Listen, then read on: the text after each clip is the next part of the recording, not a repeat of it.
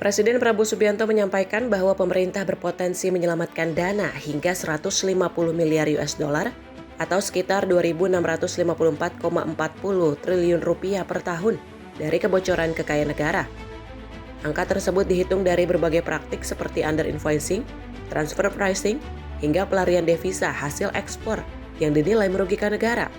Menurut Presiden Prabowo, kebocoran itu membuat kekayaan Indonesia terus mengalir ke luar negeri, meski neraca perdagangan mencatat surplus.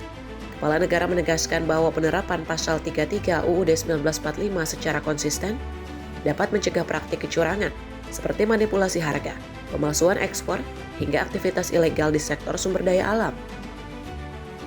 Banyak di antara mereka membuat perusahaan di luar negeri.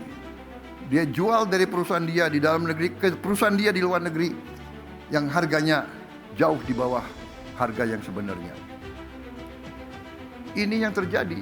Kita perhitungkan, kita perkirakan potensi uang yang bisa kita selamatkan dari kebocoran-kebocoran itu adalah 150 miliar dolar satu tahun. Potensi. Apa kita mampu atau tidak? Tergantung.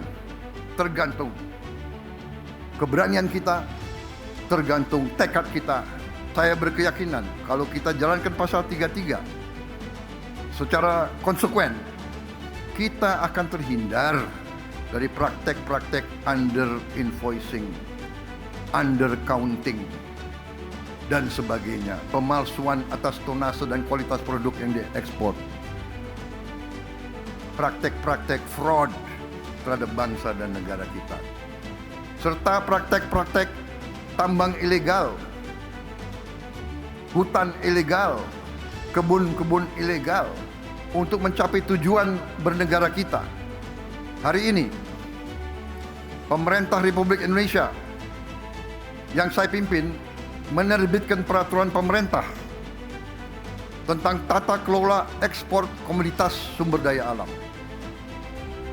Penerbitan peraturan pemerintah ini adalah langkah strategis untuk memperkuat tata kelola ekspor komoditas sumber daya alam kita.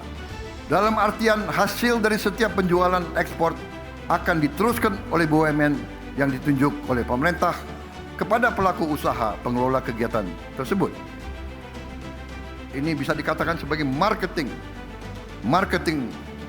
facility.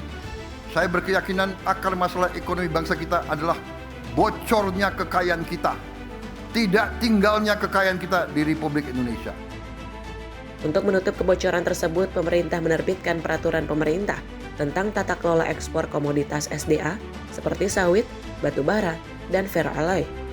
Melalui aturan ini, seluruh ekspor diwajibkan melalui BUMN sebagai eksportir tunggal, guna memastikan penerimaan negara lebih optimal dan kekayaan alam benar-benar dinikmati masyarakat. Tim redaksi Sinpo TV melaporkan.